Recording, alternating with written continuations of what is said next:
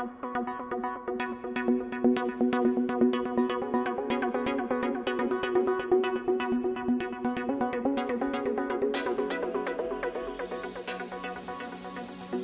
chào các bạn đã quay trở lại với kênh YouTube Ống Kính Đọc Truyện TV.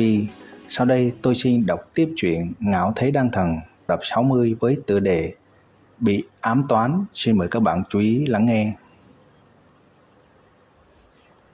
Ngay sau đó là liên tiếp kêu to. Lãnh U Lang lợi dụng tốc độ nhanh đến mức khiến người ta không cách nào thấy rõ của mình, tiến hành tập kích từng cái đá xuống đài. Lãnh U Lang thành công tiến vào Bát Cường, kế tiếp là một tổ cuối cùng. Dược gia trưởng lão hô to. Rốt cuộc đến phiên Trầm Tường. Ai cũng biết Trầm Tường phải đối mặt 4 nam tử phàm võ cảnh tầng 6, đều là 20 tuổi, dừng lại ở phàm võ cảnh nhiều năm. Thực lực tự nhiên so với những thiếu niên kia mạnh hơn nhiều. Chuyện này đối với Trầm Tường mà nói phi thường bất lợi. Trầm Tường đi lên luận võ đài, mặt ung dung, cũng không hề bởi vì đối thủ của hắn là 4 đại nhân mà cảm thấy lo lắng. Phân chấn định cùng tự tin này cũng làm cho người ta cảm thấy bội phục. Tuy 4 nam tử đứng ở trên luận võ đài cùng Trầm Tường đều là 20 tuổi, nhưng bọn hắn đều hơi lùn hơn một ít so với Trầm Tường. Thân thể cũng không có cường tráng như Trầm Tường, xem ra cũng là loại công tử ca được nuông chiều từ nhỏ. Dưới đài, Lãnh U Lang cũng chăm chú nhìn Trầm Tường trên đài, dùng một đôi mắt lạnh lạnh mà mỹ lệ tinh tế đánh giá Trầm Tường, muốn nhìn thấu Trầm Tường, nhưng cũng chỉ là vân trong mây mù. Nàng không có cảm ứng được khí tức Trầm Tường tản mát ra chút nào. Bắt đầu. Vừa dứt tiếng, 4 nam tử kia đồng thời nhằm phía Trầm Tường, tốc độ cực nhanh, hơn nữa còn đồng thời đánh ra một quyền. Trên nắm tay ngưng tụ chân khí hùng hậu, mọi người có thể thấy rõ ràng trên 4 nắm tay kia tản mát ra chân khí đáng sợ. 4 nắm đấm mang theo sức mạnh khủng bố này phảng phất có thể đánh nát ngọn núi. Trầm Tường chắp tay, hai tay sau lưng, đứng ở tại chỗ, thần tình lạnh nhạt, chỉ thấy 4 quyền mãnh liệt kia đụng vào thân thể Trầm Tường, bùng nổ ra một trận sóng khí, đưa tới một trận cuồng phong. Toàn bộ luận võ đài chấn động mãnh liệt, suýt chút nữa sụp đổ. Tại thời điểm này, trái tim mọi người phảng phất ngưng lại. 4 nắm đấm khủng bố như vậy đồng thời đánh trúng mục tiêu, đừng nói là người, chỉ sợ là khối thép cũng bị đánh nát. Nhưng Trầm Tường vẫn không có nhúc nhích. 4 nắm đấm kia phân biệt đánh vào trước ngực, sau lưng của hắn. Lông mày của hắn cũng không hề nhíu một lần, vẫn một mặt ung dung đứng ở nơi đó như cũ. Điều này làm cho toàn bộ quảng trường nhất thời yên tĩnh, không hề có một tiếng động. Mỗi người đều ngây ra như phỗng, một mặt kinh ngạc. Lãnh U Lang nhíu chặt mày liễu, gắt gao nhìn Trầm Tường, trên mặt lãnh ngạo thành thục tràn đầy kinh ngạc. Cho dù là nàng dùng hết chân khí cũng chỉ có thể miễn cưỡng chống đối 4 quyền đồng thời công kích đến kia. Trầm Tường chẳng những không có dùng chân khí đi chống đối, có thể nói một điểm cũng không có chuẩn bị, cứ như vậy tùy ý chống đỡ 4 quyền kia. Trầm Tường không sử dụng chân khí, theo hắn bước vào phàm võ cảnh tầng 8. Thân thể hắn được rèn luyện qua Tiên Ma Đàm càng trở nên cường đại hơn. Công kích của phàm võ cảnh tầng 6 đối với hắn mà nói là không đến nơi đến chốn. Khiếp sợ nhất đương nhiên là 4 tên nam tử công kích Trầm Tường kia. Lúc một đòn kinh khủng của bọn họ đánh vào người Trầm Tường giống như đá chìm xuống biển, lặng yên không một tiếng động biến mất, làm cho bọn hắn đối với thực lực của mình sinh ra hoài nghi đối phương chỉ dùng thân thể liền chống lại được. Bọn hắn đều dồn dập lui lại, người tùy tiện liền có thể chống đỡ công kích đồng thời phát sinh của bọn họ. Thực lực của bản thân bọn hắn đều dồn dập lui lại, người tùy tiện liền có thể chống đỡ công kích đồng thời phát sinh của bọn họ. Thực lực của bản thân có thể tưởng tượng ra được, nhất định cực kỳ cường hãn. Con mắt Trầm Tường nghiêm nghị, trên người bỗng nhiên bốc lên một cỗ sát khí vô hình, làm cho bốn người kia cả người lạnh lẽo, giống như rơi vào địa ngục tràn ngập giết chóc vậy, mà Trầm Tường chính là một vị sát thần, có thể dễ dàng chém giết bọn họ.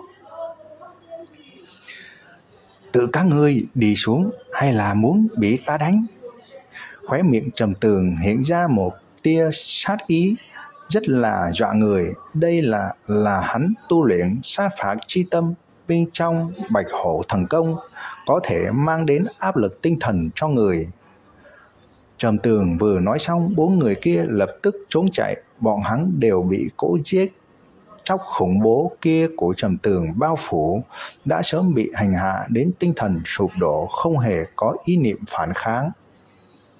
Từ đầu đến cuối, Trầm Tường cũng không hề động thủ, liền dọa bốn người kia bỏ chạy tiến vào Bát Cường. Loại kết quả này làm cho mọi người phi thường bất ngờ. Để những người tiến vào Bát Cường kia áp lực càng gia tăng, đối mặt với quái vật như Trầm Tường, phần thắng của bọn họ càng trở nên nhỏ hơn. Sau đó là định ra 4 nhóm luận võ. Lần này vẫn là giữ ra phán định. Trầm Tường cũng không hề nói gì, ở trong mắt của hắn so đấu cùng ai đều là như thế. Hơn nữa, bất luận Dược gia giở trò thế nào, đối với hắn không có một chút nào ảnh hưởng. Đối thủ của Trầm Tường dĩ nhiên là con cháu Dược gia, hơn nữa hình như là huynh trưởng của Dược Thiên Hoa, tên là Dược Thông, phàm võ cảnh tầng 6. Điều này cũng làm cho Trầm Tường cảm thấy bất ngờ, bất quá tình hắn suy đoán sẽ không đơn giản như vậy. Thực lực của Dược gia hắn là rõ ràng nhất, sắp xếp người gia tộc mình đến đánh cùng hắn, trong chuyện này nhất định có vấn đề. Đại đa số đệ tử của Dược gia đều là trồng linh dược hoặc là học tập luyện đan thuật. Từ lúc vừa mới bắt đầu, ở phương diện thực lực sẽ lạc hậu hơn người khác rất nhiều, mà Dược gia Dược Thiên Hoa chẳng những có thể luyện đan, hơn nữa tu vi cũng không tồi, chỉ là hiện tại mất tích, vì lẽ đó Dược gia có thể lấy ra yếu tố căn bản không có. Thực lực của Dược gia chủ yếu là dùng đan dược điều khiển những gia tộc khác, mời chào lượng lớn võ giả gia nhập Dược gia. Trầm Tường cũng là một hồi cuối cùng, mà ngày mai chỉ so hai chàng, không có chuyện gì của Trầm Tường, vì lẽ đó hắn cũng không có đi, hơn cảm thấy còn không bằng luyện đan tu luyện khá hơn một chút.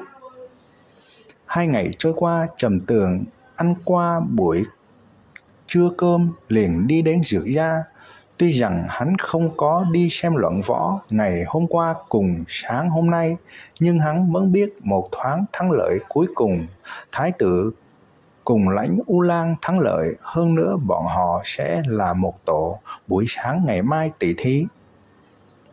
Thái tử cùng con gái đại tướng quân luận võ, rất có ý tứ, ngày mai ta phải đi nhìn.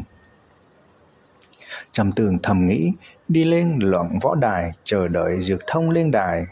Tuy rằng Nam Vũ Quốc có rất nhiều gia tộc võ đạo, nhưng vẫn có quân đội, bởi vì ở địa phương biên cảnh thường sẽ gặp một ít man nhân tiến công. Đối với Trầm Tường cùng Dược Thông tỷ thí, tất cả mọi người đều cho rằng Trầm Tường sẽ thắng, chỉ bất quá nghi hoặc vì sao Dược gia lại để Dược Thông so đấu với Trầm Tường. Chuyện này căn bản là sự tình không có kết quả tốt. Không hổ là người có thể làm cho Thiên Hoa thảm bại, hy vọng Trầm huynh có thể hạ thủ lưu tình. Dược Thông đi tới trước mắt Trầm Tường, mặt mỉm cười nói.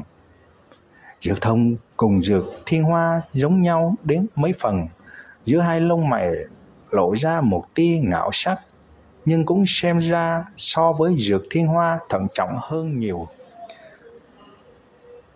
Trầm Tường không nghĩ tới con cháu Dược gia lại khách sáo cùng hắn cũng cười nói, vậy chúng ta liền luận bàn một chút đi. Nói xong hai người lui lại, bắt đầu. Lúc này Trầm Tường đột nhiên từ trong con ngươi Dược Thông kia bắt được một vệt hung tàn cùng giả dối. Trong lòng Trầm Tường cả kinh, hắn biết trong chuyện này nhất định có vấn đề. Dược Thông ra tay trước nhất, một bước vượt đến trước mặt Trầm Tường, hỏa diễm nóng rực bao quanh song quyền, hiện lên một cỗ chân khí nồng hậu, nóng rực. Thấy nắm đấm hạ xuống, Trầm Tường lập tức né tránh, nhưng thời điểm này cả người hắn mềm nhũn, không sử dụng được khí lực, ngay cả chân khí cũng không thể điều động. Điều này làm trong lòng hắn hoảng hốt không ngớt. Trên mặt Dược Thông nhất thời tràn đầy dữ tợn, trầm thấp nói, Trầm Tường, ngươi xong đời rồi. Các bạn vừa nghe xong truyện Ngạo Thế Đan Thần tập 60 với tựa đề Bị ám toán. Ở video tiếp theo, tôi xin đọc tiếp truyện Ngạo Thế Đan Thần tập 61 với tựa đề Thủ đoạn đẫm máu. Xin mời các bạn chú ý theo dõi. Xin chào và hẹn gặp lại các bạn ở video tiếp theo.